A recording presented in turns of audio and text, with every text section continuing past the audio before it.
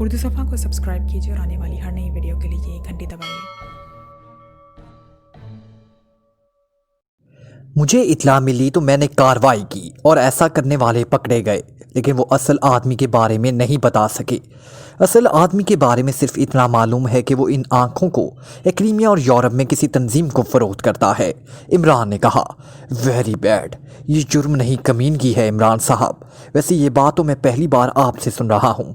आप कुछ वक्त दें, मुझे बहरहाल इस बारे में मुख्तलिफ लोगों से मालूमात हासिल करना पड़ेंगी। ग्रांट ने कहा, कितना वक्त लोगे? ये ख्याल रखना कि ज़्यादा वक्त गुजरने के दौरान न जाने और कितने मासूम और शीरख्वार बच्चे हलाक हो जाएंगे। इमरान ने कहा, ओह, इस कदर तेज़ काम है इनका। ठीक है, सिर्फ 2 घंटे दे दें। ग्रांट ने का जवाब दिया, तुम्हें मुआवजा तुम्हारे मतलब का मिलेगा, अलबत्ता मालूमात हतमी होनी चाहिए। इमरान ने कहा, नहीं इमरान साहब, मैं इसका कोई मुआवजा नहीं लूँगा। मुझे तो अभी तक ये सोचकर ही चुड़चुड़ियाँ आ रही हैं कि ऐसे संगीन जराइम भी होते हैं दुनिया में। ग्रांट ने जवाब देते हुए कहा, ठीक है, बहरहाल मालूमात हतमी हो। इमरान ने कहा, हतमी ही होंगी, मैं समझता हूँ अपनी जिम्मेदारी को। ग्रांट ने कहा, ठीक है, मैं 2 बल्कि 2.5 घंटे बाद दोबारा कॉल करूँगा। इमरान ने कहा और रिसीवर रख दिया। फिर 2.5 घंटे इमरान और ब्लैक सीरो ने बातों में गुजार दिए और फिर इमरान ने वक्त देखा और रिसीवर उठाकर नंबर प्रेस करने शुरू कर दिए। Lucky star club. राब्ता कायम होते ही एक नुस्वानी आवाज़ सुनाई दी, ग्रांट से बात कराओ, मैं पाकिशिया से अली इमरान बोल रहा हूँ। इमरान ने संजीदा लहजे में कहा, यस सर, होल्ड करें। दूसरी तरफ से कहा गया, हेलो, ग्रांट बोल रहा हूँ। चंद लम्हों बाद गारांट की आवाज़ सुनाई दी, मुझे कुछ मालूम हुआ ग्रांट। इमरान ने कहा, इमरान साहब सॉरी, बावजूद इंतहाई कोशिश के ऐसी किसी तंजीम का पता मालूम नहीं हो सका जो इस कदर भयानक जुर्म करती हो। अलबत्ता एक बात सिर्फ इशारतन मालूम हुई है और हतमी तौर पर तस्दीक नहीं हो सकी, और वो ये कि यूरोप के मुल्क रामानिया में आँखों की एक बैनुल अक़वामी तंजीम है जिसका नाम काकास है। ये तंजीम बर आज़म अफ्रीका और बर आज़म एशिया से आँखों के करीने की अतियात इकट्ठे करती है और फिर ये अतियात पूरे यूरोप और क्रीमिया के आई हस्पताल में बतौर डोनेशन दिए जाते हैं, जिनसे सैकड़ों नाबीना अफराद आंखों में बेनाई आ जाती है। इनके चीफ का नाम लॉर्ड ओस्लो है और लॉर्ड ओस्लो की ये ज़ाती तंजीम रमानिया के दारुल हुकूमत में कई गुज़िश्ता सालों से काम कर रही है। इसका हेडक्वार्टर बर्च रोड पर है। काकास के नाम से मैंने इस बारे में जब मालूमात हासिल की तो मुझे बताया गया कि ये सारा काम NGO के तहत एहतियात के तौर पर होता है।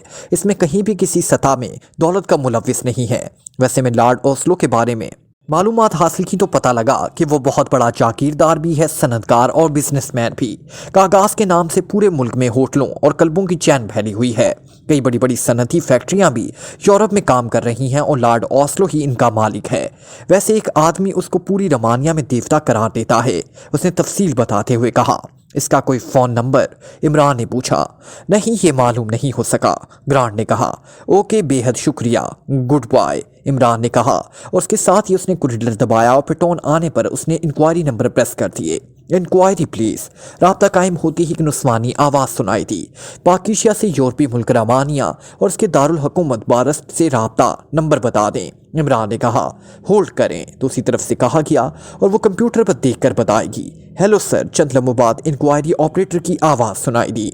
यस। इमरान ने कहा तो इंक्वायरी ऑपरेटर ने दोनों नंबर बता दिए और इमरान ने रिसीवर रख दिया। क्या मतलब, क्या आप वहाँ फ़ोन नहीं करेंगे? ब्लैक सीरो ने इस तरह इमरान को रिसीवर रखते देखकर चौंक कर कहा, वहाँ काकास से तो वही कुछ मालूम होगा जो ग्रांट ने बताया है, इसलिए मुझे किसी और की खिदमात हासिल करनी पड़ेंगी असल वाक़यात से निपटने के लिए। इमरान ने कहा, तो आपका ख्याल है ये काकास बाकायदा आंखें खरीदती है और फिर डोनेशन देती है? ब्लैक सीरो ने कहा, डोनेशन तो वो करीने किए जाते होंगे जो डोनेशन से मिलते होंगे, जो मज़ीद ख़रीदे जाते होंगे वो भारी कीमत पर फ़रोख्त किए जाते होंगे। यूरोप और क्रीमिया वाले दुनिया के हर चीज़ को बिजनेस बना देते हैं। इमरान ने कहा और मेज़ पर मौजूद जल्द वाली डायरी दोबारा उठाई और उसकी वर्करदानी शुरू कर दी। काफ़ी देर तक वो डायरी की वर्करदानी करता रहा। फिर एक सफ़े पर उसकी नज़रें जम गई। उसने गौर से इस सफ़े को देखा और फिर बंद कर दिया और इस मेज़ पर रखी और रिसीवर उठाकर उसने तेज़ी से नंबर प्रेस करने शुरू कर दिए। सौरंग क्लब। राब्ता कायम होती ही एक नुस्वानी आवाज़ सुनाई दी, मैं बरे आज़म एशिया के मुल्क पाकिशिया से प्रिंस ऑफ ढम बात कर रहा हूँ, सारंग से बात कराओ। इमरान ने संजीदा लहजे में कहा, यस सर, होल्ड करें। दूसरी तरफ से कहा किया, हेलो सारंग बोल रहा हूँ। चंद लम्हों बाद एक भारी मर्दाना आवाज़ सुनाई दी। प्रिंस ऑफ ढम बोल रहा हूँ पाकिशिया से। इमरान ने कहा, ओह प्रिंस आप, बड़ी तवील मुद्दत बाद आपने याद फरमाया है। दूसरी तरफ से चौंक कर कहा, किया तुम बेहद मसरूफ़ आदमी हो, इसलिए मैं तुम्हें छोटी बातों पर डिस्टर्ब करना मुनासिब नहीं समझता। इमरान ने कहा, आप तो मेरे मोहसिन हैं प्रिंस, आप हुक्म फरमाया करें। दूसरी तरफ से कहा, किया यहाँ बारस्त में एक खैराती तंजीम का आगाज़ जो बरे आज़म अफ्रीका और एशिया से इंसानी आँखों के करीने अतिये में वसूल करती हैं और फिर पूरे यूरोप और एक्रीमिया के आई हस्पतालों को अतिये के तौर पर देती हैं, जिससे सैकड़ों नाबीना अफराद को बेनाई मिल जाती है। और इस तंजीम का चेयरमैन कोई मुखय्यर शख्सियत लॉर्ड ओस्लो है। क्या तुम्हें मालूम है? इमरान ने कहा, जी हाँ, सारी यूरोप और एक्रीमिया को मालूम है। हुकूमत ने बेशुमार एवॉर्ड इस एनजीओ को दिए हैं, जबकि आपका उससे क्या ताल्लुक पैदा हो गया है? सारंग ने हैरत भरे लहजे में कहा, पाकिशिया में चंद बदमाश ग्रुप मासूम बच्चों को जो नौज़ायदा और शीरख्वार होते हैं जबरन अगवा करके उनकी आंखें निकाल लेते हैं और बच्चों को हलाक करके ज़मीन में दफन कर देते हैं, और फिर ये आंखें यूरोप की किसी तंजीम को इंतहाई भारी कीमत पर फ़रोख्त कर दी जाती हैं। इन बदमाश ग्रुपों का तो खात्मा कर दिया गया है, लेकिन वो आदमी ट्रेस नहीं हो रहा जो इस सारे धंधे का सरगना है, और लाजमन इसका ताल्लुक यूरोप की इस पार्टी से होगा जो ये आंखें खरीदा करती है। इमरान ने मुसलसल बोलते हुए कहा, ओह वेरी बैड बिजनेस, इस कदर हार्ड क्राइम?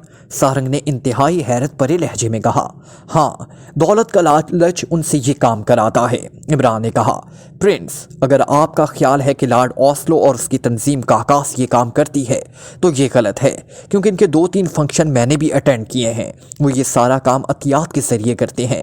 सारंग ने जवाब दिया, जबकि मेरा ख्याल है कि अतियात का नाम सिर्फ ज़ाहरी है और इनका धंधा अमीर लोगों को मासूम बच्चों की आंखों के करीने फ़रोख्त करना है।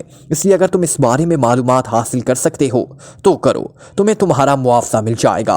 इमरान ने कहा, आप मुआवजे को छोड़ दें, इस काम के लिए मैं कोई मुआवजा नहीं लूँगा, लेकिन आप मुझे खुलकर बताएं कि आप चाहते क्या हैं। सारंग ने कहा, तुम इस तंजीम के किसी ऐसे आदमी को टटोलो जिसका ताल्लुक बरे आज़म एशिया से आंखों के अतियात वसूल करने वाली तंजीम से हो। इनसे मालूम करो कि क्या वहाँ से उन्हें ख़रीदा जाता है या सिर्फ अतियात ही आते हैं। इमरान ने कहा, ओह ठीक है, मैं अब समझ गया हूँ। इस तंजीम में हमारा एक ख़ास आदमी है और वो खासा बाअसर भी है और लालची भी। मैं इससे असल बात मालूम कर लूँगा। सारंग ने कहा, कितनी देर बाद ये काम हो जाएगा? इमरान ने पूछा। 1.5-2 घंटे तो लग ही जाएंगे, सारंग ने जवाब दिया। ओके, मैं 2 घंटे बाद दोबारा फ़ोन करूंगा, इमरान ने कहा, और फिर गुड बाय कहकर उसने रिसीवर रख दिया। और फिर तकरीबन 2 घंटों बाद उसने दोबारा सारंग से राब्ता कायम किया। क्या रिपोर्ट है सारंग? इमरान ने पूछा। ओह प्रिंस, आपका ख्याल दुरुस्त निकला। अतियात भी मिलते हैं लेकिन इंतहाई कम तादाद में। बाकी तमाम करीने बाकायदा भारी कीमत पर ख़रीदे जाते हैं और फिर उन्हें यूरोप और एक्रीमिया के अमीर लोगों को इंतहाई भारी कीमत पर फ़रोख्त किया जाता है। सारंग ने कहा, कौन ख़रीदता है और क्या नेटवर्क है? इमरान ने पूछा। काकास ये करीने बास्ट की एक इंतहाई खौफनाक गैंगस्टर तंजीम रेड लाइट से ख़रीदती है। रेड लाइट का सरबराह रामानिया का सबसे बड़ा बदमाश और गैंगस्टर सोडाम है, जिसे गैंगस्टर सोडाम कहा जाता है, और ख़ुद खुफिया रहता है और इसकी तंजीम ये धंधा करती है। सारंग ने जवाब देते हुए कहा, खुद कोई दूसरा काम करता है। इमरान ने कहा, यह मालूम नहीं हो सका, सिर्फ इतना मालूम हुआ है कि रेड लाइट और काकास के दरमियान मुस्तकिल मुआहदा है और सैकड़ों की तादाद में महाना ये करीने वो काकास के हवाले करती है और उनसे भारी मुआवजा वसूल करती है। और ये भी बता दूं, प्रिंस के रेड लाइट रमानिया की सबसे खौफनाक तंजीम है। पूरे रमानिया में उसके पंचे ऑक्टोपस की तरह फैले हुए हैं, इसलिए मज़ीद मालूमात हासिल करना मेरे लिए भी ख़तरनाक हो सकता है। इसलिए मैंने मज़ीद मालूमात हासिल करने की कोशिश ही नहीं की। सारंग ने जवाब दिया। इनका कोई अहम अड्डा तो होगा? इमरान ने पूछा। हाँ, रेड लाइट क्लब यहाँ इनका सबसे बड़ा अड्डा है, बल्कि इस तंजीम का हेडक्वार्टर ही समझ लें, सारंग ने जवाब देते हुए कहा। वहाँ का इंचार्ज कौन है? इमरान ने पूछा। मालूम नहीं प्रिंस, क्योंकि मैंने इन लोगों से कभी मामूली सा राब्ता भी नहीं रखा, सारंग ने जवाब दिया। ओके, बेहद शुक्रिया, इमरान ने कहा और रिसीवर रख दिया। इसका मतलब है कि यहाँ से बच्चों की आंखें इस रेड लाइट क्लब को भेजी जाती हैं और रेड लाइट काकास को देती है, ब्लैक सीरो ने कहा। हाँ, अब कम से कम एक नाम तो सामने आया, इमरान ने कहा। तो अब आपका क्या प्रोग्राम है? ब्लैक सीरो ने कहा। मुझे खुद वहाँ जाना होगा ताकि इस तंजीम से यहाँ के आदमियों के बारे में मालूमात हासिल की जा सकें, इमरान ने कहा। लेकिन یہاں کے آدمیوں کا خاتمہ بھی ہو جائے تب بھی وہ لوگ کام تو بند نہیں کریں گے، یہاں اور لوگ سامنے آ جائیں گے، بلیک زیرو نے کہا۔ عام طور پر اس قسم کا دھندا ہر گینگسٹر نہیں کیا کرتا، یہ ان میں کسی خاص آدمی کا کام ہے جو اس حد تک لالچی ہے، اور اس آدمی کو ٹریس کر کے اس کا خاتمہ کر دیا جائے تو پھر یہ مکروہ دھندا بھی ختم ہو جائے گا، عمران نے کہا۔ اگر آپ اجازت دیں تو میں یہ کام کراؤں، بلیک زیرو نے کہا۔ نہیں، تم اکیلے وہاں کچھ نہیں کر سکو گے، مجھے جوزف، جوانا اور ٹائیگر کو ساتھ لے جانا ہوگا، عمران نے سپاٹ لہجے میں جواب دیا۔ کیس تو 4 سٹارز کا ہے، انہیں ساتھ لے جائیں، بلیک زیرو نے کہا۔ نہیں، انہیں یہاں کام کرنے دو، عمران نے کہا اور اٹھ کر کھڑا ہو گیا۔ اس کے اٹھتے ہی بلیک زیرو بھی احتراماً اٹھ کھڑا ہوا۔ اوکے، اللہ حافظ، میرے حق میں دعا کرتے رہنا، عمران نے مسکراتے ہوئے کہا۔ دعائیں جتنی چاہیں مل سکتی ہیں، میں سمجھا تھا کہ آپ چیک کی بات کریں گے، بلیک زیرو نے مسکراتے ہوئے جواب دیا تو عمران بھی بے اختیار ہنس پڑا اور پھر مڑ کر بیرونی دروازے کی طرف بڑھتا چلا گیا۔ ایک لمبے قد اور بھرے ہوئے جسم کا قوی ہیکل آدمی میز کے پیچھے بیٹھا ہوا تھا۔ اس کے چوڑے چہرے پر زخموں کے منمل نشانات کثرت سے موجود تھے۔ اس کی آنکھوں میں تیز چمک تھی، سر پر باحال بے حد چھوٹے لیکن بے حد گھنے تھے۔ اپنے انداز اور چہرے مہرے سے ہی وہ کسی بدماش تنظیم کا سربراہ لگتا تھا۔ وہ بیٹھا شراب نوشی میں مصروف تھا کہ سامنے پڑے ہوئے فون کی گھنٹی بج اٹھی اور اس نے ہاتھ بڑھا کر ریسیور اٹھا لیا۔ یس، رچمنڈ بول رہا ہوں، اس آدمی نے بھاری لہجے میں کہا۔ کاکار کی لارڈ اوسلو سے بات کیجیے باس، دوسری طرف سے ایک موتبانہ آواز سنائی دی تو رچمنڈ بے اختیار چونک پڑا۔ ہیلو، چند لمحوں بعد ایک بھاری سی آواز سنائی دی۔ یس لارڈ، میں آپ کا خادم رچمنڈ بول رہا ہوں، رچمنڈ نے انتہائی موتبانہ لہجے میں کہا۔ کیا بات ہے رچمنڈ، تم نے سپلائی کیوں کم کر دی ہے؟ لارڈ اوسلو نے بھاری لہجے میں کہا۔ جناب، باقی ممالک سے تو سپلائی برابر آ رہی ہے، لیکن بر اعظم ایشیا کا ایک ملک ہے پاک ایشیا، وہاں سے سپلائی نہیں آ رہی۔ معلوم کرنے پر پتہ چلا ہے کہ وہاں انٹیلیجنس اور اسپیشل پولیس حرکت میں آ گئی ہے، اس لیے کام کو وقتی طور پر روک دیا گیا ہے، رچمنڈ نے موتبانہ لہجے میں کہا۔ کیوں حرکت میں آئی ہے؟ کیا کوئی خاص بات ہوئی ہے؟ لارڈ اوسلو نے جواب دیا۔ یس سر، وہاں بچوں کی لاشیں کتوں نے زمین کھود کر نکال لی اور اس طرح پولیس تک یہ اطلاع پہنچ گئی اور پھر وہاں یکے بعد دیگرے کئی سپلائی گروپوں کو ختم کر دیا گیا، اس لیے فوری طور پر کام بند کر دیا گیا۔ کچھ عرصے بعد دوبارہ شروع ہو جائے گا، رچمنڈ نے کہا۔ کون ہے تمہارا وہاں کا مین سپلائر؟ لارڈ اوسلو نے پوچھا۔ 4 آدمی ہیں، لیکن ان میں سے سب سے زیادہ سپلائی دینے والا ایک آدمی ہے، سیٹھ اکمل، رچمنڈ نے جواب دیا۔ اگر انہوں نے کام روک دیا ہے تو نئے لوگ سامنے لے آؤ، معاوضہ بڑھا دو، لیکن سپلائی کم نہیں ہونی چاہیے، لارڈ اوسلو نے کہا۔ یس سر، میں کوشش کر رہا ہوں سر، رچمنڈ نے کہا تو دوسری طرف سے اوکے کہہ کر رابطہ ختم کر دیا گیا تو رچمنڈ نے بھی ایک طویل سانس لیتے ہوئے ریسیور رکھ دیا۔ چند لمحے وہ بیٹھا سوچتا رہا، پھر اس کے ہاتھ بڑھا کر ریسیور اٹھایا اور ایک بٹن پریس کر دیا۔ یس سر، دوسری طرف سے ایک موتبانہ آواز سنائی دی، یہ اس کا پرسنل سیکریٹری تھا۔ پاکیشیا میں سیٹھ اکمل سے میری بات کراؤ، رچمنڈ نے کہا اور ریسیور رکھ کر اس نے میز پر رکھی ہوئی شراب کی بوتل اٹھائی اور منہ سے لگا لی۔ چند لمحوں بعد فون کی گھنٹی بج اٹھی اور اس کے ہاتھ بڑھا کر اس نے ریسیور اٹھا لیا۔ یس، رچمنڈ نے بھاری لہجے میں کہا۔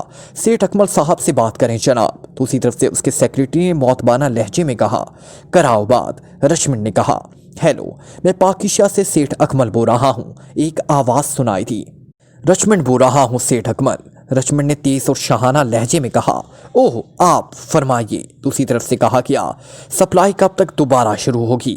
رچمنڈ نے کہا۔ جلدی شروع ہو جائے گی، میں نے 6 نئے گروپس انگیج کر لیے ہیں، زیادہ سے زیادہ 1 ہفتے تک سپلائی دوبارہ شروع ہو جائے گی، سیٹھ اکمل نے کہا۔ اوکے، جلد از جلد شروع کرو، رچمنڈ نے قدرے اطمینان بھرے لہجے میں کہا اور ریسیور رکھ دیا، اور ایک بار پھر شراب پینا شروع کر ہی دی تھی کہ فون کی گھنٹی ایک بار پھر بج اٹھی اور اس بار فون پیس پر سرخ رنگ کا بلب بھی ساتھ ہی جل رہا تھا تو رچمنڈ چونک پڑا، کیونکہ اس کا مطلب تھا کہ براہ راست کال کی جا رہی ہے۔ یس، رچمنڈ بول رہا ہوں، رچمنڈ نے ریسیور اٹھا کر کان سے لگاتے ہوئے کہا۔ کنگ بول رہا ہوں، دوسری طرف سے ایک اٹراتی ہوئی آواز سنائی دی۔ یس چیف، حکم چیف، رچمنڈ کا لہجہ اس بار بھیک مانگنے والوں جیسا ہو گیا۔ تم نے اس بار اکاؤنٹ میں کم رقم جمع کروائی ہے، वजह? दूसरी तरफ से घुर्राते हुए लहजे में कहा गया, जनाब, बड़े आज़म एशिया के मुल्क पाकिस्तान से सप्लाई बंद हो गई है, वहाँ पुलिस हरकत में आ गई है, इसलिए इस बार उनसे कम रकम वसूल हुई है। रचपन ने कहा, तुम सप्लायर से कहते कि वो रेट बढ़ा दे, और अगर वो ना बढ़ाते तो फिर किसी दूसरे से बात कर लेनी थी, रकम पूरी जमा होनी चाहिए। दूसरी तरफ से गुस्सेले लहजे में कहा गया, यस चीफ, मैं बात करूंगा चीफ। रचपन ने जवाब दिया, ओके, आइंदा माह रकम कम जमा हुई तो तुम्हें इसका अंजाम मालूम है। दूसरी तरफ से इसी तरह गुर्राते हुए लहजे में कहा गया और उसके साथ ही राब्ता ख़त्म हो गया तो रचमन ने एक तवील सांस लेते हुए रिसीवर रख दिया। लॉर्ड ओस्लो अपनी जगह रोप डालता है और चीफ अपनी जगह। बहरहाल दोबारा सप्लाई बहाल होगी तो बात बनेगी, रचमन ने बड़बड़ाते हुए कहा और एक बार फिर मेज़ पर रखी हुई बोतल उठाकर उसने अपने मुंह से लगा ली। कार तेज रफ्तारी से दौड़ती हुई दारुल हुकूमत की सड़क पर आगे बढ़ी चली जा रही थी। ड्राइविंग सीट पर नुमानी था, जबकि साइड सीट पर सदीकी और उकवी सीट पर खावर और चौहान बैठे हुए थे। सदीकी, तुम्हें किसने इतला दी है कि नसीरपुर में बच्चों की लाशें मिली हैं? उकवी सीट पर बैठे हुए चौहान ने अचानक कहा। वो चारों सदीकी के कहने पर नसीरपुर जा रहे थे, जो दारुल हुकूमत का एक नवाही इलाका था, जहाँ एक ज़ेरे तामीर कॉलोनी की कोठी में से मजदूरों ने खुदाई की तो वहाँ अचानक एक बच्चे की गली सड़ी लाश मिली। और फिर जब मज़ीद खुदाई की गई तो वहाँ से 20 के करीब मासूम बच्चों की लाशें और हड्डियां दस्तयाब हुई। ये बात सदीकी ने बताई थी और फिर उसके कहने पर ही वो नसीरपुरा जा रहे थे। मुझे पुलिस के एक ऑफिसर से इत्तला मिली है, सदीकी ने जवाब देते हुए कहा। पुलिस ऑफिसर से कैसे? इस बार नौमानी ने चौंक कर पूछा। गुलबहार थाने में मेरा एक दोस्त SHO तैनात है। मैंने उससे बात की कि शहर में बच्चों की गुमशुदगी की इत्तला तो मौजूद है, लेकिन पुलिस इस सिलसिले में कोई कार्रवाई नहीं करती। तो उसने बताया कि उन्हें SSP ने खसूसी तौर पर मना किया हुआ है कि बच्चों के अगवा की रिपोर्ट दर्ज ना की जाए, क्योंकि बच्चों को अगवा नहीं किया जाता बल्कि वो गुम हो जाते हैं और पुलिस का ये काम नहीं है कि वो गुमशुदा बच्चों को तलाश करती फिरे।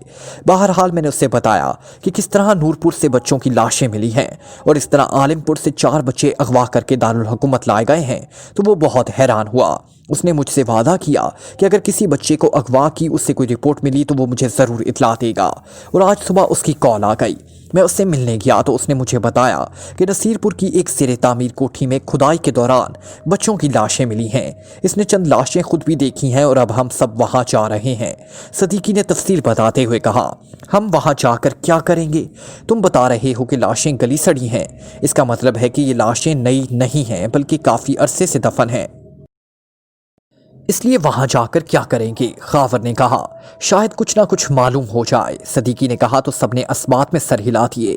फिर तकरीबन 1 घंटे के सफ़र के बाद वो नसीरपुर की इस नूर तामीर होने वाली कॉलोनी में दाखिल हुए और थोड़ी सी पुछ-गुछ के बाद उन्हें इस ज़ेरे तामीर कोठी का पता चल गया। नुमानी ने कार इस कोठी के करीब रोकी और फिर वो चारों नीचे उतर कर इस कोठी की तरफ बढ़ गए। वहाँ बच्चों की लाशें मिलने के बाद तामीराती काम बंद कर दिया गया था। अलबत्ता एक अधीड़ उम्र चौकीदार वहाँ मौजूद था। सदीकी ने उससे बताया कि इनका ताल्लुक स्पेशल पुलिस से है, तो वो बेचारा खासा खौफजदा नजर आने लग गया। फिर वो उन्हें एक जगह ले गया जहां से लाशें मिली थी। क्या नाम है तुम्हारा? सदीकी ने उससे पूछा। अब्दुल रहमान जनाब, चौकीदार ने जवाब दिया। कब से यहाँ चौकीदारी कर रहे हो? सदीकी ने पूछा। जी 1 साल से, जब से इस कोठी की तामीर शुरू हुई है, अब्दुल रहमान ने जवाब देते हुए कहा। क्या तुम इस इलाके के रहने वाले हो? सदीकी ने पूछा। जी हाँ, यहाँ से करीब ही एक देहाती आबादी है, वहाँ मेरा घर है, अब्दुल रहमान ने जवाब देते हुए कहा। कॉलोनी बनने से कबल क्या ये एक ज़राई ज़मीन थी? यहाँ फसलें काश्त होती थी? सदीकी ने पूछा। जी हाँ, ये सारी ज़मीन यहाँ के मकामी ज़मींदार शफकत शाह साहब की मलकियत थी, लेकिन फिर वो सारी अरासी फ़रोख्त करके गैर मुल्क चले गए, चौकीदार अब्दुल रहमान ने जवाब देते हुए कहा। ये जगह जहाँ ये कोठी है, यहाँ कोई बागीचा था? सदीकी ने पूछा तो अब्दुल रहमान चौंक पड़ा। आपको कैसे मालूम हुआ जनाब कि आप इस वक्त भी यहाँ आते रहते थे? अब्दुल रहमान ने कहा। नहीं, मैं तो पहली बार यहाँ आया हूँ, वैसे मेरा अंदाज़ा था। सदीकी ने कहा। जी हाँ, आपकी बात दुरुस्त है, यहाँ बाग था और इंतहाई घना बाग था, बाद में उसे कटवा दिया गया और फिर ये अरासी फ़रोख्त कर दी गई। अब्दुल रहमान ने जवाब दिया। बाग में इस वक्त कौन रहता था? सदीकी ने पूछा।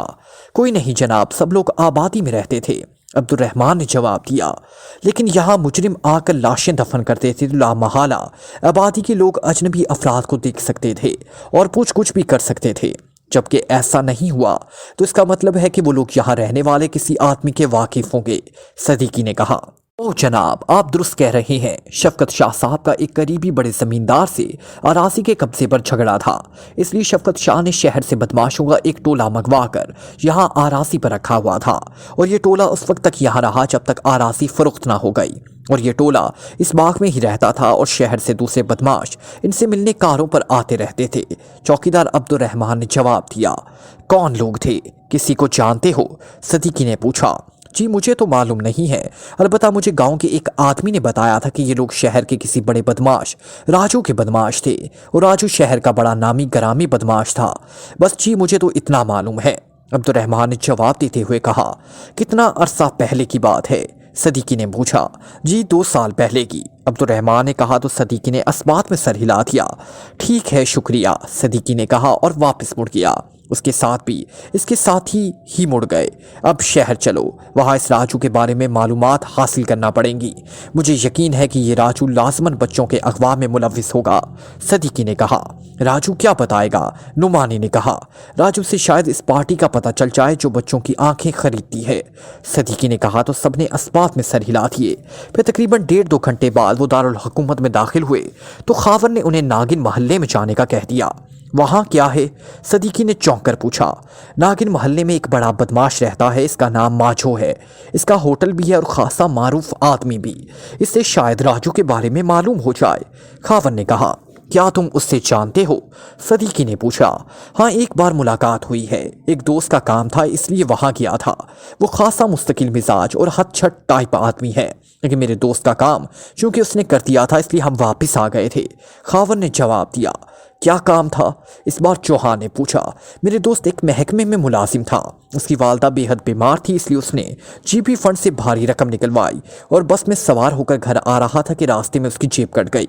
फिर किसी ने उसे बताया कि जिस इलाके में उसकी जेब कटी है इस इलाके का बदमाश माजो है, वो अगर चाहे तो रकम वापस मिल सकती है।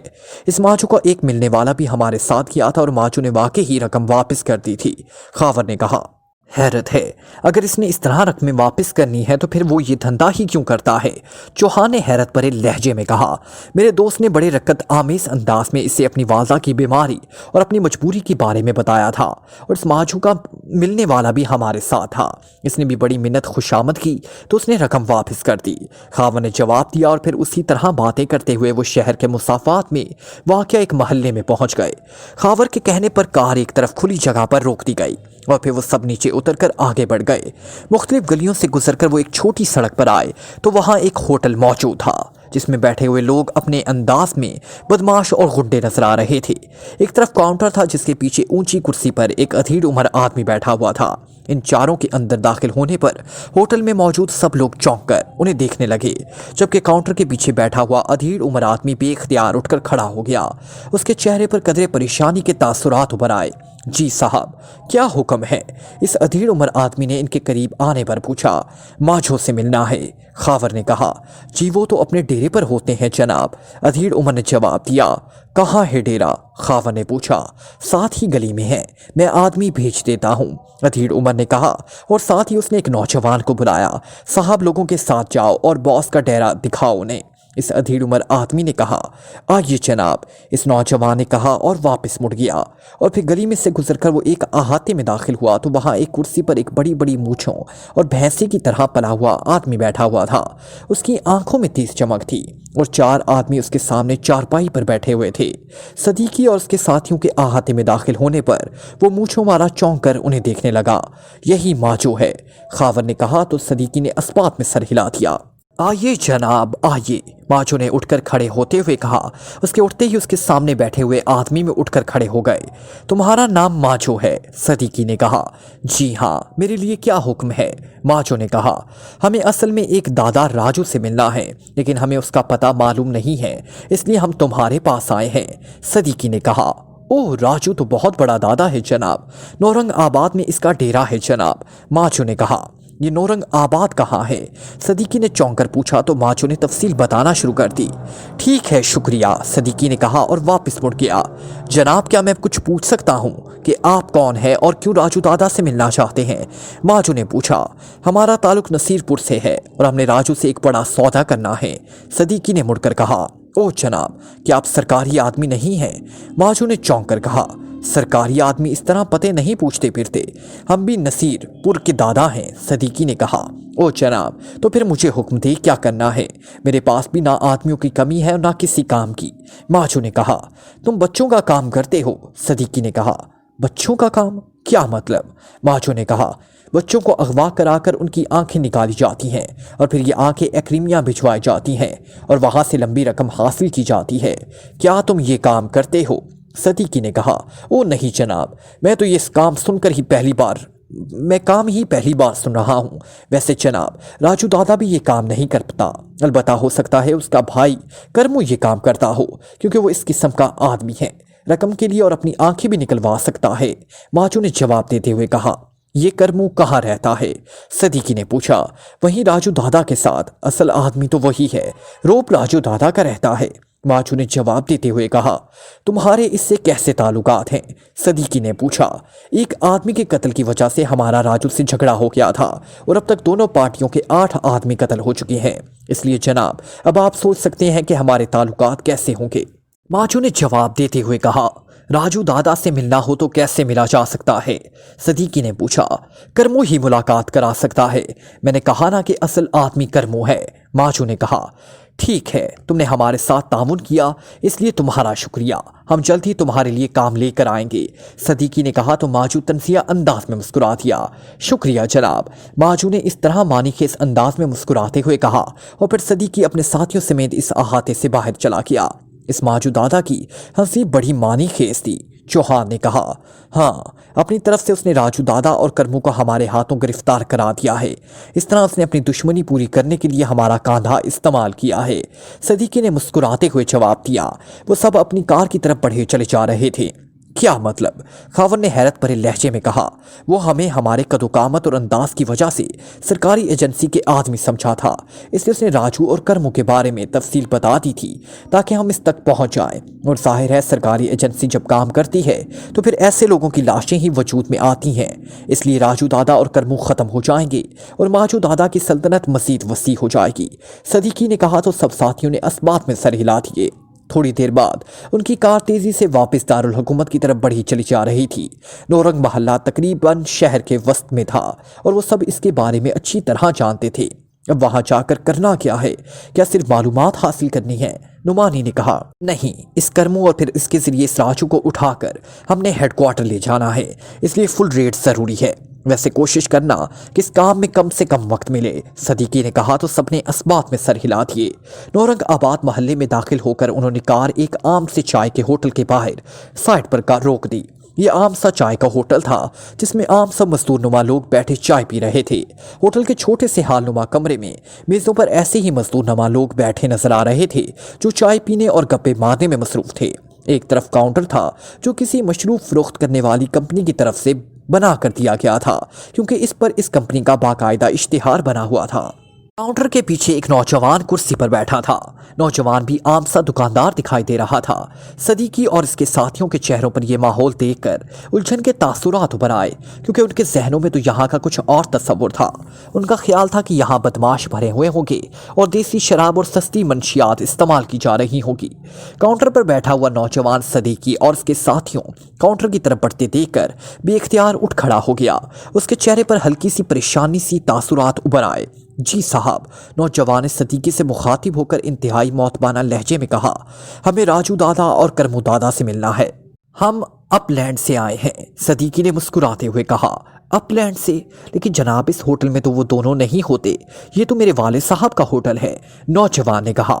कहाँ होते हैं वो? हमें तो इस होटल के बारे में बताया गया है, सदीकी ने कहा।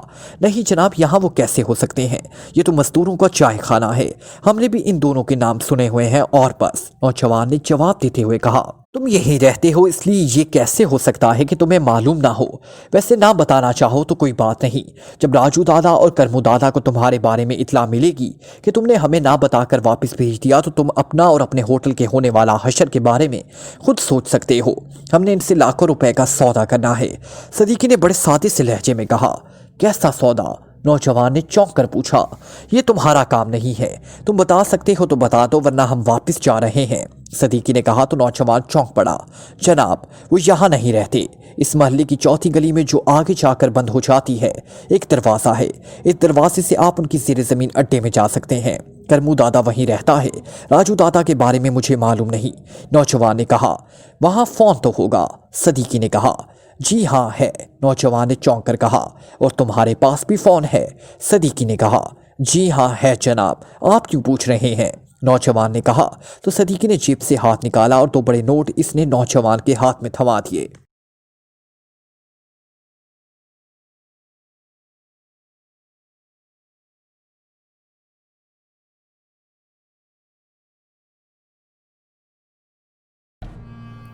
Like, comment, share,